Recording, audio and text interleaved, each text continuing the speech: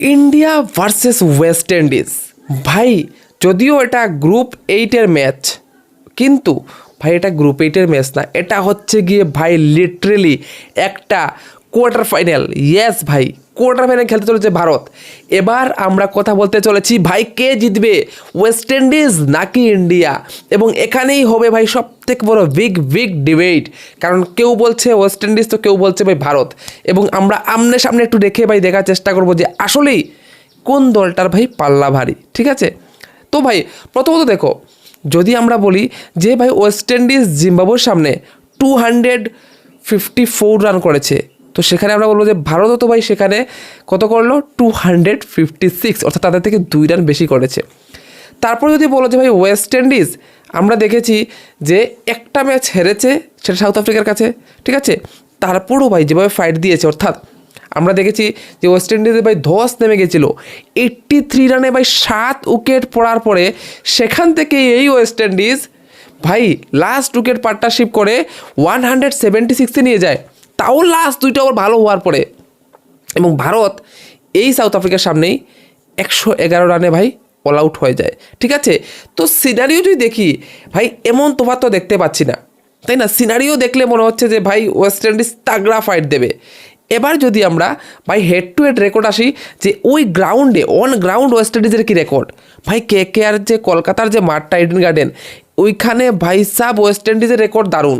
ভাই ওয়ার্ল্ড কাপে একটা ম্যাচও কোনো ওরা হারেনি এই গ্রাউন্ডে। যদিও প্লেয়ার আলগা ছিল, এই প্লেয়ারগুলো আলগা, কিন্তু ওদের ব্যাটসম্যানরাও ফর্মে রয়েছে। ঠিক আছে, এবার প্রশ্ন হচ্ছে কি ভাই, আমরা যে প্লেয়ার টু প্লেয়ার দেখি, দেখো ভাই ওদের কাছে দানবের একটা ফৌজ আছে, যেখানে 10 নম্বর অব্দি ব্যাটসম্যান আছে, কোনো কথা হবে না। রবম্যান পাওয়েল বলো, হেট মায়ার বলো, শাই হোপ বলো, ভাই ব্র্যান্ডন কিং, রাদারফোর্ডকে বলো, শ্রেভন শেফার্ডকে বলো, জেসন হোল্ডারকে বলো, ভাই ওদের কাছে বললাম না পুরোপুরি একটা ভাই ফৌজ রয়েছে, দানবের ফৌজ। এবং তাদেরকে আটকাতে গেলে আমি মনে করছি আমাদের ব্যাটসম্যান থেকে সব থেকে গুরুত্ব দায়িত্ব যার, সবাই শুধু ব্যাটিং বলছে ভাই অমুক রয়েছে অমুক সময়, না রে ভাই, এই ম্যাচে সব থেকে বেশি গুরুত্বপূর্ণ সেটা হচ্ছে কি অর্শদীপ সিং অ্যান্ড জসপ্রীত বুমরা। ঠিক আছে, ওই দুইটা প্লেয়ার, ইভেন বরুণ চক্রবর্তী। কেন বলছি বরুণ চক্রবর্তী, আসছি। দেখো জসপ্রীত বুমরা এবং অর্শদীপ সিংকে ভাই পাওয়ার প্লেতে বড় ধাক্কা দিতে হবে, অর্থাৎ 2 থেকে 3টা উইকেট নিতে হবে। তারপরেও ভাই টেনশন থাকবে। কেন টেনশন থাকবে?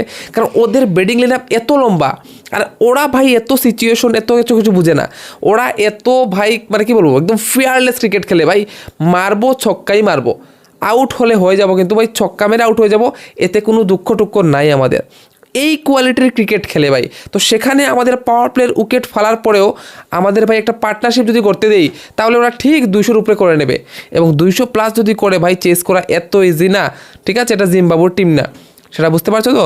তো সেই জন্য আমার মনে হচ্ছে সব থেকে বেশি গুরুদায়িত্ব হবে গিয়ে এখানে বোলিং লাইন আপের, অর্থাৎ হার্দিক পান্ডিয়া, প্লাস সব থেকে বড় যেটা কনসার্ন সেটা হচ্ছে বরুণ চক্রবর্তী। লাস্ট 2 ম্যাচে ভাই ওকে কিন্তু খুব ভালো পিক করছে এবং মারছে। যদি ভাই ওয়েস্ট ইন্ডিজ ওকে ধরে নিতে পারে, তাহলে বলে দিচ্ছি ভাই ধাগা খুলে দেবে পুরোপুরি মিডল অর্ডারে। আর আমাদের মিডল অর্ডারে বোলিং লাইনটা একটু দুর্বল রয়েছে ভাই। যদি আমরা প্রথমে 2-3 উইকেট তুলেও নেই, তারপরেও কিন্তু একটা সমস্যা রয়েছে আমাদের মিডল অর্ডার বোলিংয়ে। তো সেখানে একটা জিনিস আমাদের দেখতে হবে যে কীভাবে আমরা ওইটাকে হ্যান্ডেল করব, কীভাবে ওটাকে আমরা ওভারকাম করব, সেটাকে নিয়ে কিন্তু আমাদের অবশ্যই ভাই ভাবতে হবে। ঠিক আছে, এবং চলে আসি ডেথ বোলিং আমাদের কনসার্ন নেই। যদি বুমরা এবং অর্শদীপ সিং হয়, আমি বলবো ফাটাফাটি ডেথ বোলিং করতে পারবে। ঠিক আছে, যেভাবে আমরা দেখেছিলাম ওয়েস্ট ইন্ডিজকে লুঙ্গি এঙ্গিডি এবং সাথে ভাই রাবাডা হোক বা বোস হোক যেভাবে বোলিং করেছে, তো এইভাবেই আমাদেরকে প্ল্যানিং করতে হবে। দেখো মার্ক টু মার্ক যদি আমরা দেখি ভাই, বোলিং লাইন আপ আমাদের অনেক স্ট্রং তাদের থেকে, কিন্তু যদি আমরা তাদের ব্যাটিং ক্যাপাসিটি দেখি ভাই, দানব ভাই, মানে কী বলবো, হ্যাঁ আমাদের কাছেও দানব রয়েছে, দৈত্য রয়েছে, কিন্তু ওদের তো পাওয়ার হিটার ভাই, পাওয়ার হিটার ওদের কাছে রয়েছে।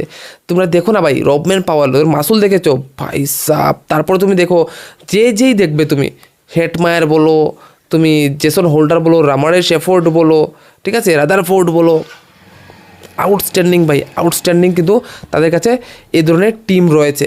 তো সেই জায়গায় দাঁড়িয়ে আমার প্রশ্ন হচ্ছে গিয়ে ভারত কি পারবে? দেখো সবাই বলছে ওয়েস্ট ইন্ডিজকে ইজিলি হারিয়ে দেবে, কিন্তু আমি বলছি ভাই 50-50 থেকে এই ম্যাচটা শুরু হবে, 50-50 থেকে। তো দেখার বিষয় এটাই যে ভারত কি করতে পারে, ভারত কি পারবে এই ম্যাচ জয়ী হতে, নাকি এখান থেকেই ভারতের বিদায় হয়ে যাবে ভাই, ঠিক আছে ওয়ার্ল্ড কাপ থেকে তোমরা অবশ্যই কমেন্টে বলে দেবে কে জয়ী হতে চলেছে, ভারত নাকি ওয়েস্ট ইন্ডিজ এই সেমিফাইনাল মোকাবলায়। তোমরা অবশ্যই কমেন্টে বলে দেবে। ভিডিওটা ভালো লাগলে লাইক করে দেবে, সবার সাথে শেয়ার করে দেবে। দেখা হচ্ছে তোমাদের অন্য একটা ভিডিও নিয়ে। Bye bye, tata.